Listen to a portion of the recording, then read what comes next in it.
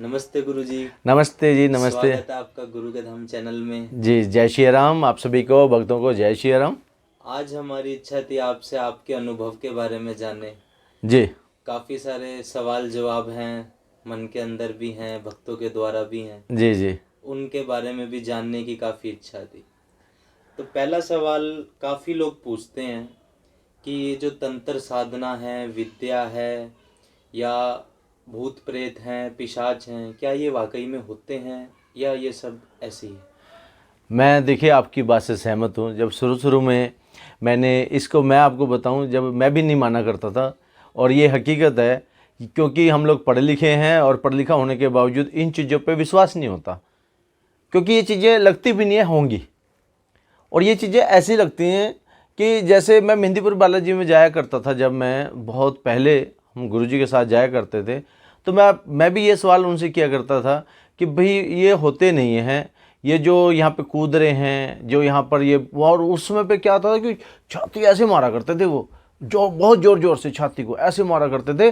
और जब वो ऐसे मारा करते थे ना, और ऐसे लगता था कि भाई ये जानबूझ के मार रहे हैं, भाई इनको चोट नहीं लगती। भाई कई बार ना ये लगता था कि, और वो मेरे को कई बार ये भी महसूस होता था कि शायद इनको पैसा दिया जा रहा हो, इनको ये करने की सैलरी मिलती होगी, ऐसा लगता था।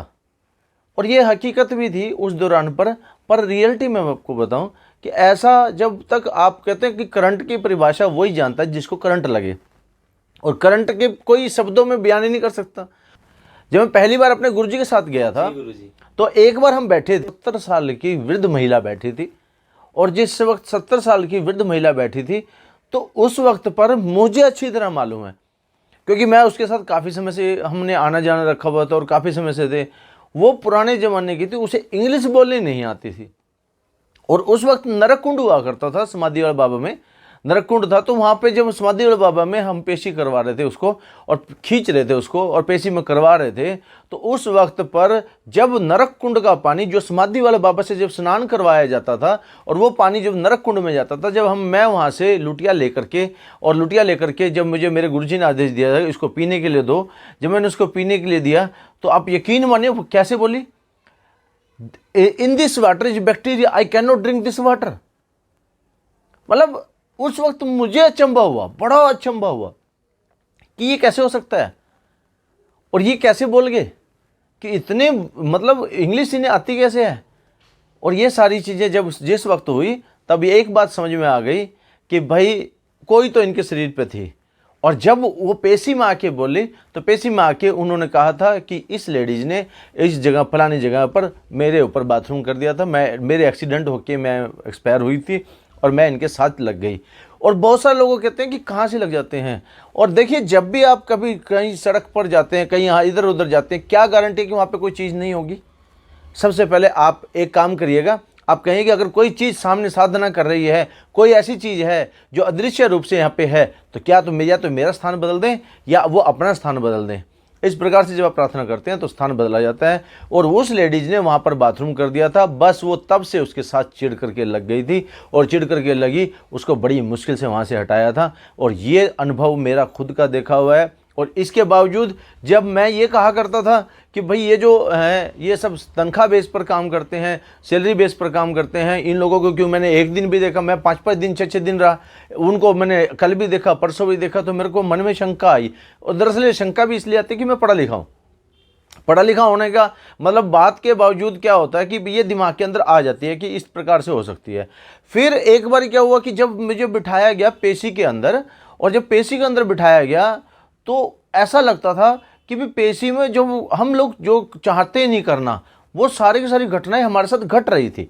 जैसे मेरे को कहा गया कि भी आप पेशी में ध्यान लगाओ, और कहते हैं कि जैसे मैंने ध्यान लगाया, मेरे सिर पर वजन, और ऐसे घूमने लगा, ऐसे घूमने लगा, ऐसे इरिटेशन, और इतनी ताकत, इतनी एनर्जी कि उठा के फेंक दूं। और अपने शरीर को कभी मैं इधर फेंक रहा हूँ, कभी इधर फेंक रहा हूँ, कभी इधर फेंक रहा हूँ, कभी इधर फेंक रहा हूँ। और ये जो चीज़ें थी, और यहाँ पर जब मेरी वीडियोग्राफी की गई, उन्होंने बनाई मेरी वीडियो, और जब उन्होंने मुझे दिखाई, और रात को फिर दरबार लगना था गुरुजी का, और रात को फिर से मैंने एक बात कही उनको कि अब की बार हो सकता है कि सामने जो बैठे हैं इन्होंने मेरे ऊपर कुछ कर दिया होगा, मैं इनकी तरफ देखूंगा ही नहीं।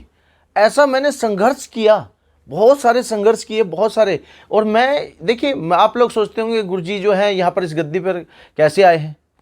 ऐसा मैंने संघर्ष किया। संघर्ष करने के बावजूद फिर मैंने पेशी को देखा, पेशी अनुभव लिया, और मेरे पेशी का अनुभव देखो शब्दों में बयान नहीं किया जा सकता। गुरुजी, जो वो एक लड़की की कहानी थी जो रात को सोते सोते हवा में ऊपर आ जाती थी, आप उसके बारे में कुछ अपना बताएंगे? हाँ, यह भी देखिए, आपने देखे एक केस था, गुजरात का था हमारे पास, और वो उसके शरीर पर उसको दिखाई देने लगा था। बच्ची थी, छोटी बच्ची थी, उसको दिखाई देने लगा, और उसके ना दिखाई देने लगा, उसकी दृष्टि भी खुल गई थी, ओपन हो गई थी। बहुत सारे भगत उसमें कमेंट भी कर सकते हैं। उसके आमने सामने रूबरू, उसके एक तरफ कभी फ्रिज पे दिखाई दे रहा था, कभी इधर दिखाई दे रहे थे, कभी इधर दिखाई दे रहे थे। तो उनकी अर्जी लगवाई, और अर्जी लगवाने के बाद बाबा की शक्तियाँ, दरअसल देखो जो चीज़ें उनके घर पे शक्ति पहुंची हुई थी, माँ की शक्ति पहुंची हुई थी, बाबा की शक्ति पहुंची हुई थी, और ये जो शक्तियाँ पहुंची हुई थी, ये शक्तियाँ उनको नज़र आने लगी, उस बच्ची को नज़र आने लगी, और ये उसके पिछले कर्मों के फल थे जिसकी वजह से उसे नज़र आने लगी।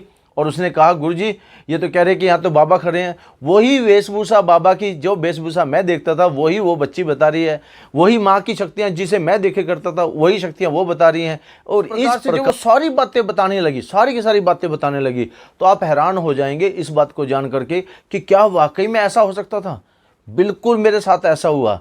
और फिर मैंने जब वो मेहंदीपुर भी आए थे हमारे साथ, मेहंदीपुर आए तो मैंने देखा उनका कि उसकी ये दृष्टि खुली हुई थी, ये दृष्टि पिछले जन्म में कर्म से खुल गई थी। और गुरुजी, वह एक महिला जिसके अंदर आपने 10 जिन देखे। गुरुजी, कई सारे भक्तों का प्रश्न है कि जो जिन है वो भूत प्रेत संकट से अलग कैसे है? और आपने पहले भी बताया था, आप मेहंदीपुर हम गए थे, वहां पे एक महिला थी जिसमें 6 जिन। अरे बाप रे, वो केस तो ना जिंदगी में बड़ा भयानक था। 6 जिन, आप सोचिए 6 जिन, और 6 जिन जो होते हैं ना, ऐसे केस को पकड़ना बड़ा मुश्किल होता है। 6 जिन है, एक बार एक महिला के 10 जिन भी थे। और एक महिला तो इतनी भयानक थी, उसने गाड़ी चलानी नहीं आती थी, वो कूद करके गाड़ी में बैठ गई और उसने गाड़ी चला दी थी। ऐसे ऐसे अनुभव हैं। और मैं उस महिला के बारे में बताऊं जिसके 10 जिन थे। 10 जिन वाली का जब वो सामने आई ना, बिल्कुल सामने आई, तो उस शरीर ऐसा अकड़ गया, बड़े से बड़े धुरंधर उसको पकड़ नहीं पाए, बड़े से बड़े धुरंधर, और सब धुरंधरों ने मिलकर के उसको ऐसे जकड़ने की कोशिश करी।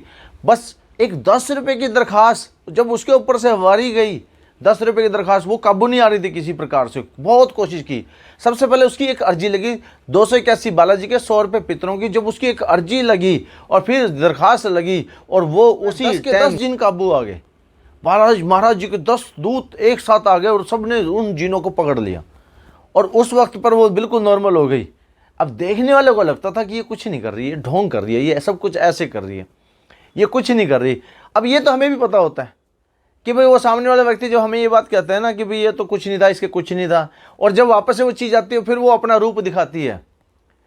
तो आप सोच के देखिएगा, ये हकीकत है। जब करंट जिसको लगता है वाइब्रेट वो होता है जी। जैसे शरीर में संकट आ जाता है, फिर उसको निकालने के लिए तो काफी सारे उपाय करने पड़ते ही हैं, लेकिन हम ऐसा क्या करें कि जिससे संकट हमसे आने से पहले ही दूर रहे शरीर? आप कहते हैं दुख में सिमरन सब करें, सुख में करे न कोई, जो सुख में सिमरन करे दुख काहे का होई, भूत पिशाच निकट नहीं आवे, महावीर जब नाम सुनावे। जब आप महावीर का नाम सदा सुबह से लेकर शाम तक आपके मुंह से नाम आप सुनाते रहते हो लोगों को, यहाँ पे महावीर जब नाम सुनावे, इस नाम की आप चर्चा करो, प्रचार करो, लोगों का बालाजी का प्रचार करो, तो आपके घर में संकट आ ही नहीं सकता।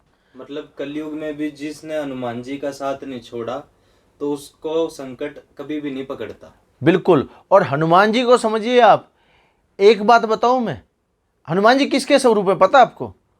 महाकाल। पहले काल समझिए, काल जो है सारी जीव चेतनाओं को, जितनी को चेतनाओं को काबू करके रखता है ना, काल ऐसे चक्कर बना के रखता है। उस काल चक्कर से कोई भी जीव चेतना बाहर नहीं निकल सकती, एक भी जीव चेतना बाहर नहीं निकल सकती। अब इस काल को एक और है, इस एक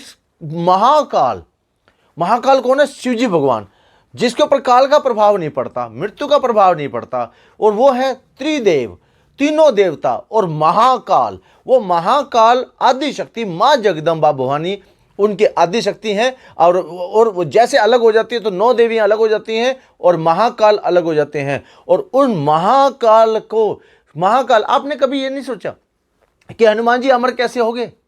हनुमान जी को मरे क्यों नहीं? सारे देखो, राम जी भी चले गए, कृष्ण जी भी चले गए, लक्ष्मण जी भी चले गए, हनुमान जी क्यों नहीं गए? अरे महाकाल हैं, महाकाल के रूप हैं, रुद्र अवतारी हैं। और रुद्र अवतार को कौन मार सकता है? किस में दम है जो रुद्र के अवतार को हाथ लगा दे? काल भी उनके सामने डरता है, काल भी उनके आगे पानी पीता है। और आप सोचिए, अब भूत पिशाच से कह रहे हो कि हनुमान जी डरेंगे? भूत पिशाच से हनुमान जी डरते ही नहीं है। और हनुमान जी का नाम तो लेते ही सारे भूत पिशाच डरते हैं, क्योंकि वो महाकाल, कालों के काल हैं। जब हम मेहंदीपुर जाते हैं तो सभी भक्तजन बड़ी मस्ती में पद यात्रा करते हैं। और पद यात्रा करते वक्त जब सभी भक्त मस्ती में चलते हैं तो उनके हाथ में ओसारा होता है। वो अपनी एक आस्था को लेकर के गुरु जी के साथ मेहंदीपुर बालाजी के दर्शन करने जाते हैं। सभी के चेहरे पर एक तेज होता है, एक मस्ती होती है। और ये पद यात्रा इस बात का संकेत होता है, इतनी गर्मी में ये लोग जाते हैं जब, तो एक आस्था का बिंदु बनता है। और बाबा जी इन लोगों के जयकारे से बड़ा खुश होते हैं। और ये भीड़ देखिए, आप भीड़ जो है सभी एक सिस्टम से एक बढ़िया नियंत्रण में होकर के चलती है। जब ये सभी चलते हैं तो सभी के सभी बालाजी महाराज का जयकारा बहुत जोर से